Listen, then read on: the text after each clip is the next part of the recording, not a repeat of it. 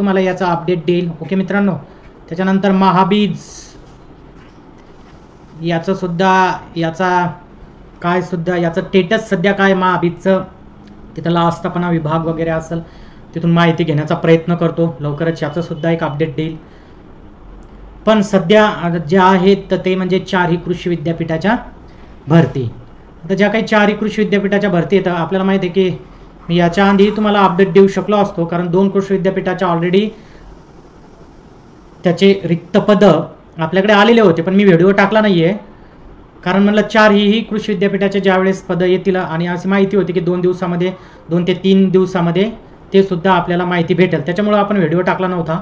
आता आजच्या या व्हिडिओमध्ये काय की 4 ही कृषी विद्यापीठाचे जे काही पदं आहेत त्याच्यामध्ये आपण मुख्यतः जे बघणार आहोत ते बघणार आहोत सहाय्यक प्राध्यापक. ओके, त्याच्यानंतर वरिष्ठ संशोधन सहाय्यक ज्याला आपण SRA म्हणतो, त्याच्यानंतर कनिष्ठ संशोधन सहाय्यक ज्याला आपण GRA म्हणतो, आणि नेक्स्ट आहे कृषी सहाय्यक ज्याला ॲग्रिकल्चर असिस्टंट म्हणतो.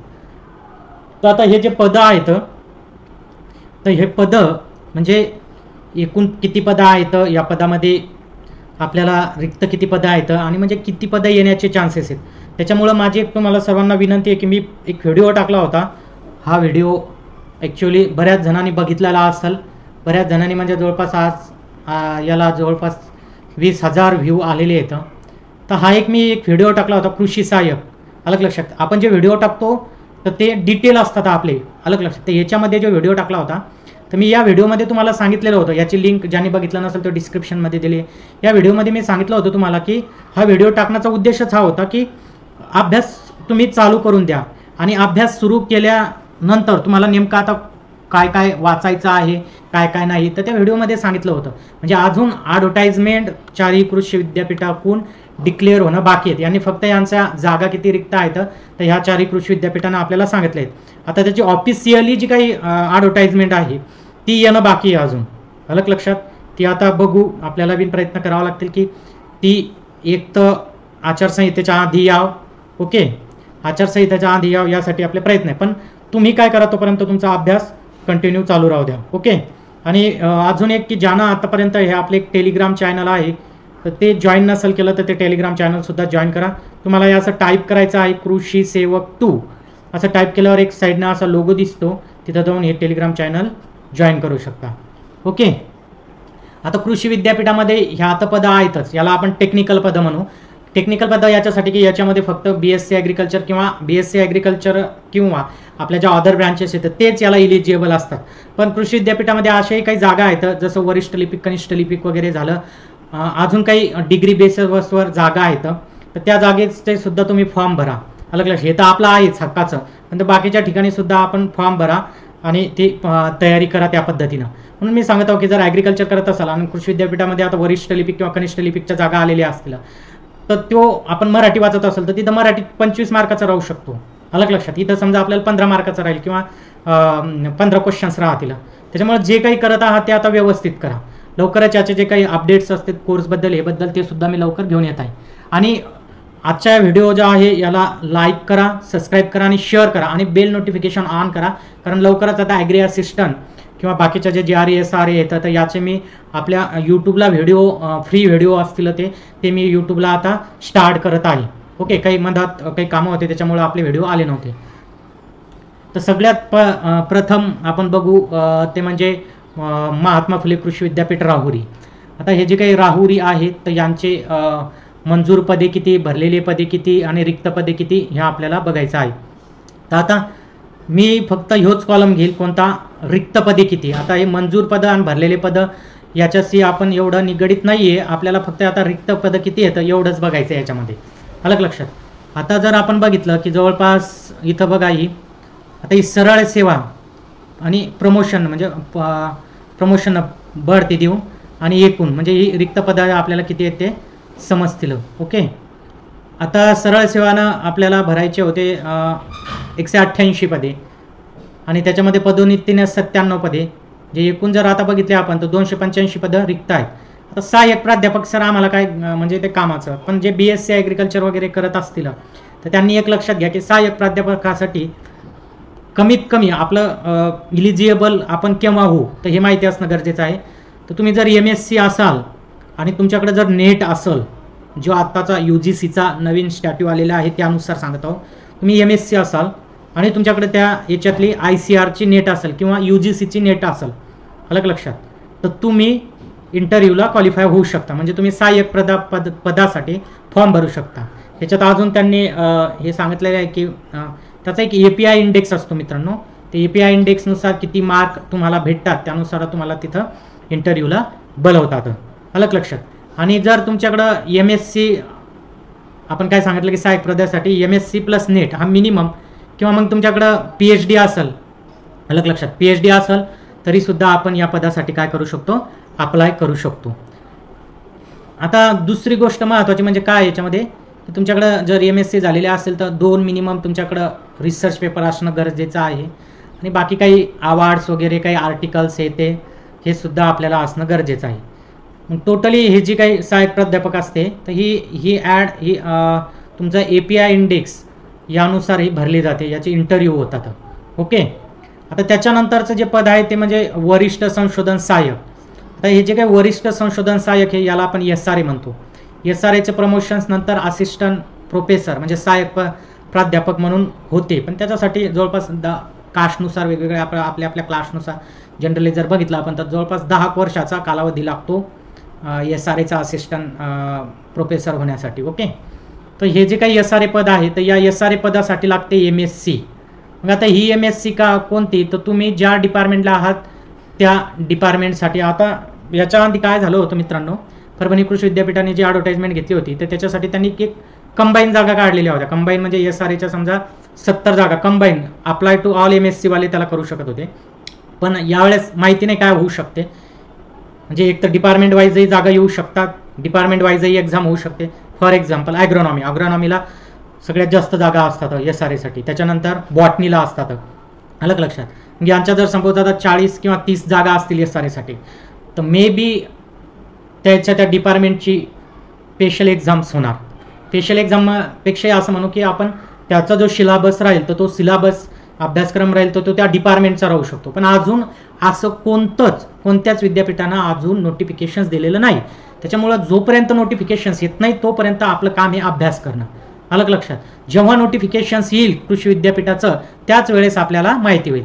तर SRAच्या जागा आहेत सरळ सेवामधून आपल्याला 79 भरायच्या आहेत, पदोन्नतीने 17, म्हणजे टोटल आपण 96 जागा म्हणू शकतो. जवळपास आता कृषी विद्यापीठाचे SRAचे ॲड जर बघितले आपण महात्मा फुले कृषी विद्यापीठाचे तर 10-12 वर्ष होत आहे जवळपास की ही ॲडच नाही आहे. त्याच्यामुळे एवढे हे रिक्त पदं खाली येतात आणि जास्त याची डिमांड आहे बॉटनी डिपार्टमेंट, ॲग्रोनॉमी डिपार्टमेंट, बाकीचे जे काही MScचे डिपार्टमेंट आहेत तिथं सुद्धा याला आहेत वॅकन्सी, पण त्या थोड्या कमी आहेत, अलग लक्षात. जसं एक्सटेन्शन इकॉनॉमिक्स वगैरे ह्या असतील.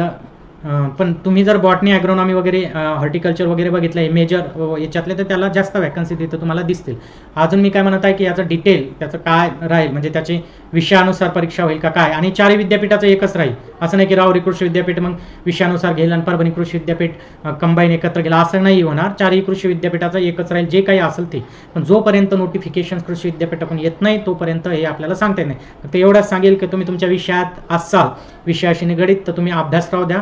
तुमचा सब्जेक्ट MSc मध्ये ज्या सब्जेक्टमध्ये केला जे डिपार्टमेंट असेल त्या डिपार्टमेंटचाही राहू द्या, प्लस ज्या बाकीच्या डिपार्टमेंटचाही सुद्धा ठेवा. ओके. नेक्स्ट आहे कनिष्ठ संशोधन सहाय्यक, ज्याला आपण GRA म्हणतो. याचा 124 सरळ सेवाने 43 प्रमोशनने म्हणजे टोटल व्हायला लागला 167. तर याला असते मित्रांनो BSc ॲग्रिकल्चर. याला काय असते BSc ॲग्रिकल्चर. आता मी याच्यावर डिटेल व्हिडिओ घेऊन येणार आहे. जसं मी आता ॲग्री असिस्टंटचा जर तुम्ही बघितला तर हा एकदम डिटेल व्हिडिओ आणला होता. शैक्षणिक पात्रता, अभ्यासक्रम, वयोमर्यादा, वेतन, मागील कट ऑफ, नोकरीचं कार्यक्षेत्र, असेच पुढचे व्हिडिओ एकदम डिटेल असतील. थोडं वेट करा 2-3 दिवस, तर तुम्हाला GRAचा सुद्धा मी व्हिडिओ देईल, SRAचा सुद्धा व्हिडिओ देईल मी, अलग लक्षात. माझं काम चालू आहे सध्या त्याच्यावर, लवकरच मी तुम्हाला ते सुद्धा व्हिडिओ देईल, एकदम डिटेल देईल. आता GRA तर हे BSc ॲग्रिकल्चर. आता याच्यात काय आहे तर याच्यात सुद्धा BSc ॲग्रिकल्चर म्हणजे जे आहेत ग्रॅज्युएट त्यांच्या जागा वेगळ्या येतील, BSc हॉर्टिकल्चरच्या वेगळ्या येतील, बाकीचे जे आहेत जसं BSc फॉरेस्ट्री असेल किंवा बाकी आपल्या अलाइड ब्रँचेस असेल त्यांच्या जागा ह्या सेपरेट येऊ शकतात. ओके. त्यांच्याही जागा सेपरेट येऊ शकतात. यांचा सिलेबस काय आहे काय हे सगळं मी नेक्स्ट व्हिडिओला सांगेलच. त्याच्यामुळं चॅनलला सबस्क्राईब करून ठेवा आणि बेल नोटिफिकेशन्स ऑन करा. तिसरी गोष्ट आहे कृषी सहाय्यक. आतापर्यंत जर आपण बघितलं तर कृषी सहाय्यकच्या 82 सरळ सेवामध्ये 32 प्रमोशनच्या म्हणते, टोटल 114 जागा. अलग लक्षात. कृषी सहाय्यक, आता या कृषी सहाय्यकमध्ये 2 गट पडतात.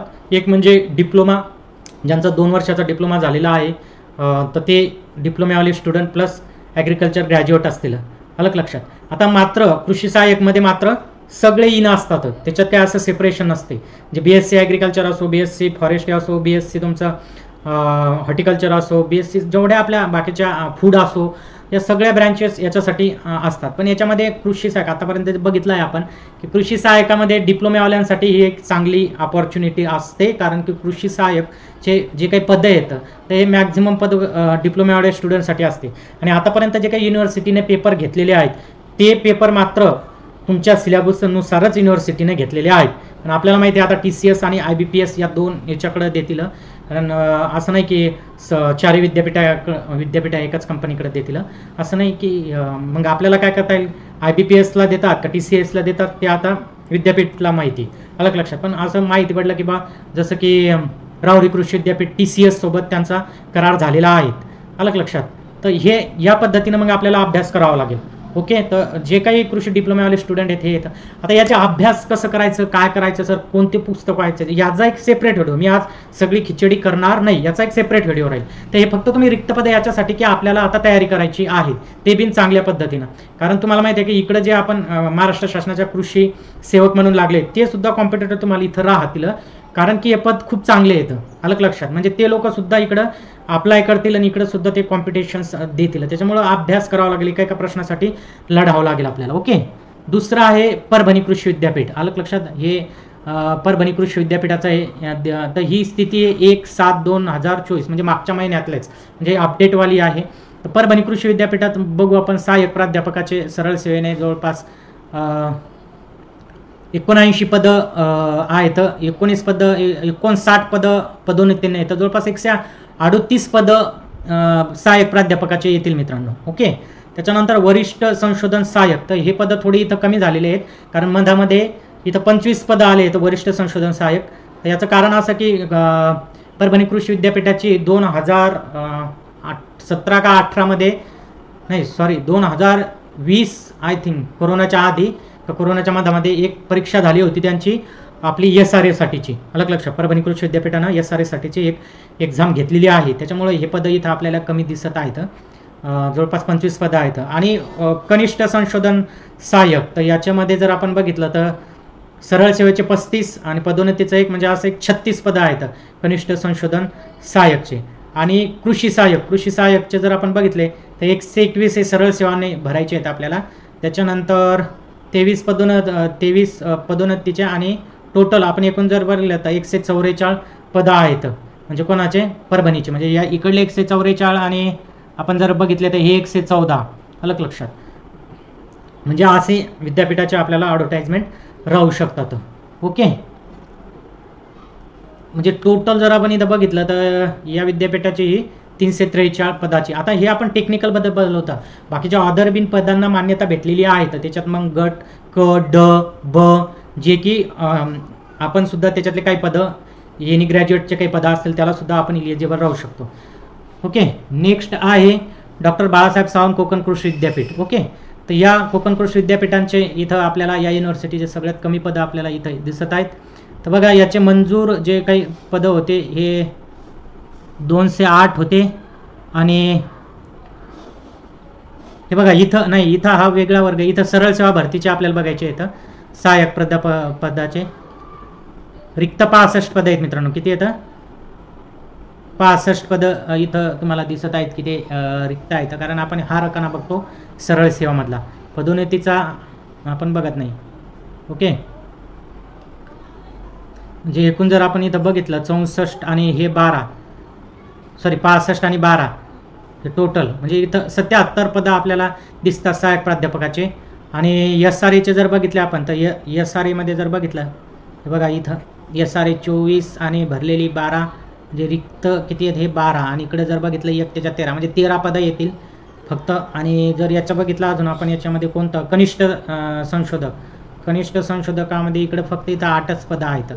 कृषी सहाय्यकचे जर बघितले तर कृषी सहाय्यकचे 23 पदं आहेत, कारण ते तिथलचे जिल्हे बिन त्या युनिव्हर्सिटीच्या अंतर्गत जे आपण कार्यक्षेत्र म्हणून ते सुद्धा कमी आहे. अलग लक्षात. तर हे 23 कृषी सहाय्यकचे 23 पद आहे. म्हणजे या विद्यापीठाचे जर आपण ॲडव्हर्टाइजमेंट थोडक्यात बघितले तर थोडी कमी आहेत.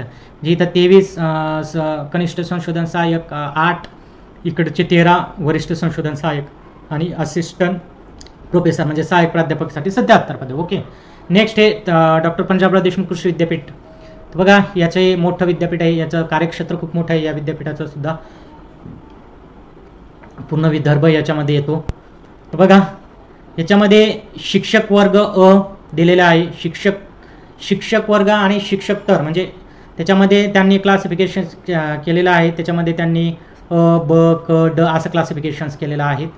बघा आता आपल्याला जी रिक्त पदे येतं ते बघायची आहे. सहाय्यक प्राध्यापकाची जवळपास 305 पदं रिक्त येतं. म्हणजे सगळ्यात जास्त जर म्हणसाल तर डॉक्टर पंजाबराव देशमुख कृषी विद्यापीठाच्या डॉक्टर पंजाबराव देशमुख कृषी विद्यापीठामध्ये सर्वात जास्त सहाय्यक प्राध्यापकाची पदं रिक्त आहेत. आता शिक्षक तर कर्मचारी जर बघितले आपण तर याच्यामध्ये अ मध्ये 13 आहेत. म्हणजे जे कोणते पद आहेत की बा जे क्लास 1 येतं पण ते टेक्निकल नाही येतं असं म्हणू आपण, अलग लक्षात. तर ते पदंसुद्धा आहेत. तर 13 रिक्त खाली येतं. ब मध्ये जर ब गटामध्ये बघितलं तर 101 आहेत. क मध्ये जर बघितलं तर 541 येतं आणि ड मध्ये जर बघितलं तर जवळपास 1110 पदं. म्हणजे सगळ्यात मोठी जर ॲड आली तर ही डॉक्टर पंजाबराव देशमुख कृषी विद्यापीठाची येईल.